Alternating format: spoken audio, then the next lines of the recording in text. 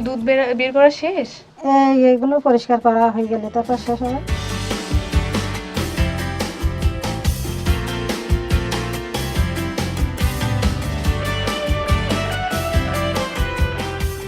আপু এই যে নারকেলের দুধ বের করা হলো, এখন কি করবেন? এখন এই তেঁতুলের টক বের তেঁতুলের করব। টক।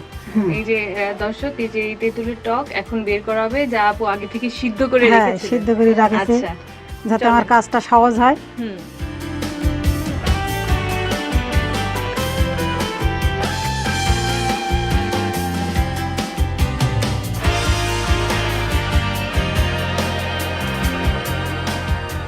আপু এই যে নারকেলের দুধ বের করলেন, টক তৈরি করলেন, এখন কি করবেন? এখন এই মাছগুলো ধুইতে হবে, ধুয়ে পাতিলটা ধুয়ে ধুয়ে রান্না বসায় রান্না দিবেন? বসাই দেবো। আচ্ছা, তাহলে তাও ঝটপট ধুয়ে নিন, আমরা রান্নাটা আচ্ছা। আমাদের দর্শককে দেখাই।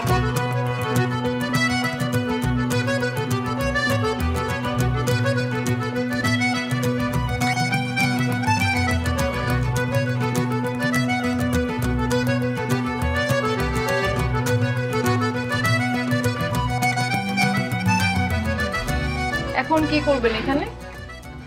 এখন এইবারে তেল দেবো। তেল দিবেন। কড়াই গরম হলে, কড়াই কি গরম হ্যাঁ হয়েছে? হ্যাঁ, কড়া গরম হয়েছে, এবার তেল দেই। দর্শক এই যে আপনারা দেখতে পাচ্ছেন, আপু এখন সয়াবিন তেল দিচ্ছে।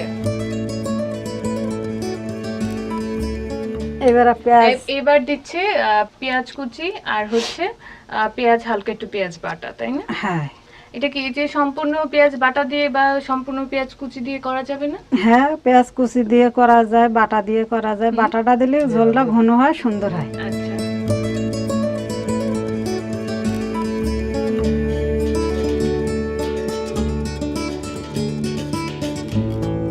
এখন কি দিবেন? এইবার দেবো রসুন বাটা। রসুন বাটা। এই যে দর্শক আপনারা দেখতে পাচ্ছেন, এবার হচ্ছে আপু রসুন বাটা দিবে।